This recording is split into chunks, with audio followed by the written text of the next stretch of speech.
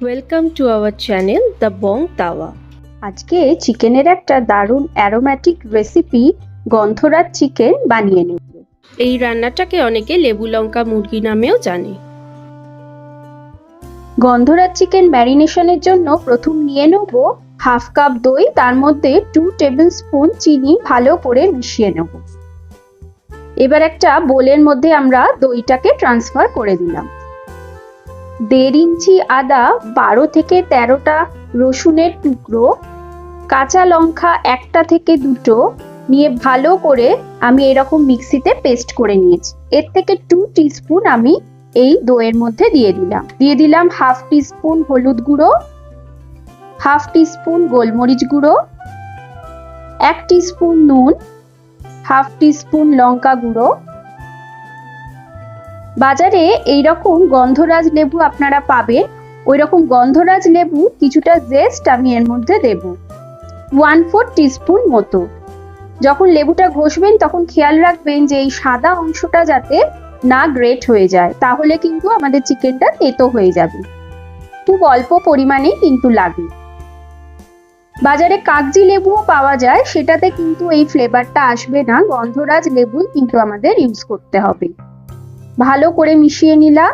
এর মধ্যে 600 থেকে 700 গ্রাম মুরগি আমরা দিয়ে দেবো।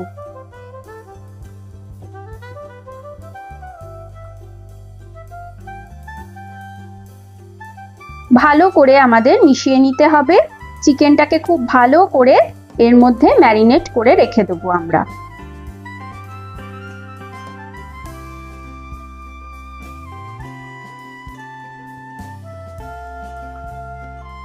যে গন্ধরাজ লেবুটা আমরা জেস্ট নিয়েছিলাম, সেই হাফ গন্ধরাজ লেবুটা আমরা ভালো করে নিংড়ে রসটা দিয়ে দেবো। আবারও একবার ভালো করে মিশিয়ে নেব।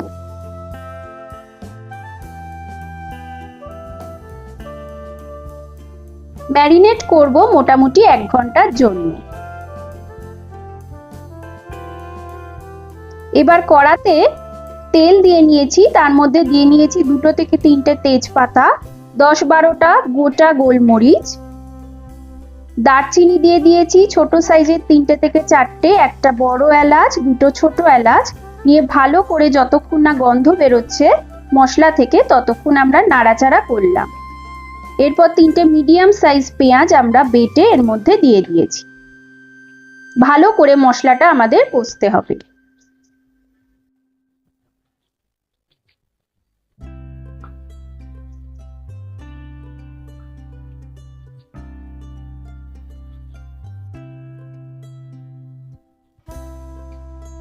পেঁয়াজটা বেশ ভালো মতো কিছুক্ষণ ভেজে নেওয়ার পর আমরা যে বাকি জিঞ্জার গার্লিক আর কাঁচা লঙ্কার পেস্টটা ছিল সেটা অ্যাড করে দেব।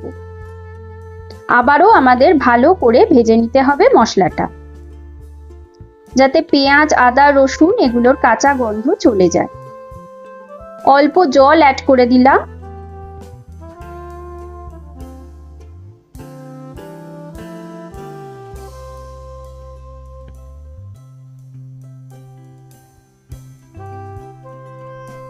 এর মধ্যে এখন দিলাম হাফ টিস্পুন ধনে গুঁড়ো, হাফ টিস্পুন জিরে গুঁড়ো নিয়ে আবারও ভালো করে মিশিয়ে নিচ্ছি।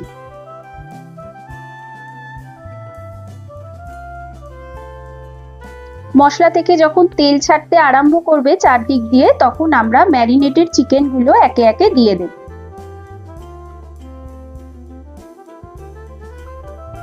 সবকিছু যাতে ভালো মতো মিশে যায় সেই মতো নাড়াচাড়া করে দেব।